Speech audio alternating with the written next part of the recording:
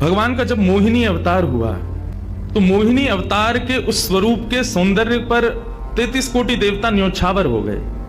सबके मन में यह भाव आया, ये जो भी प्रकट हुई हैं ये किसी भी प्रकार से हमको हमारी गृहिणी के रूप में प्राप्त हो जाए। इतने सुंदर ठाकुर जी बनकर के आए। आदि आदि जितने भी देव हैं सब मोहिनी पर ऐसे लट्टू हुए कि एक बार हमको देख बर ले, एक बार केवल हम पर दृष्टिपात कर दे, उसी मात्र से हमारा कल्याण हो जाना है। ऐसा ठाकुर जी का स्वरूप। परंतु उन 33 कोटि देवताओं में एक देव ऐसे हैं जिनका मोहिनी के प्रति ऐसा कोई दुर्भाव नहीं था, और वो देव थे सूर्य। सूर्य ने जब मोहिनी के सौंदर्य को देखा तो उनके मन में भाव आया, इतनी सुंदर, इतनी सुकुमारी, इतनी कोमल, इतनी मधुर। सबको तो लगे हमारी पत्नी बने, लेकिन सूर्य को लगे मेरी बेटी बन जाए, मुझे पुत्री रूप में प्राप्त हो जाए।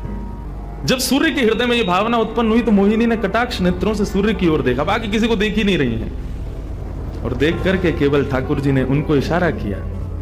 बोले तो आपकी ऐसी इच्छा है? सूर्य बोले जी भगवान, मेरी बहुत अभिलाषा है कि आप पुत्री रूप में मेरे यहां पधारो। ठाकुर जी बोले इतना साधारण नहीं है हमको प्राप्त करना। पुत्र रूप में प्राप्त करना फिर भी साधारण होगा, लेकिन पुत्री भाव में ये तो असाधारण है। इसके लिए आपको तप करना पड़ेगा। सूर्य बोले मैं आज से ही तप करूंगा, लेकिन आप वचन दो मेरे यहां पधारोगे और इसी रूप में पधारोगे।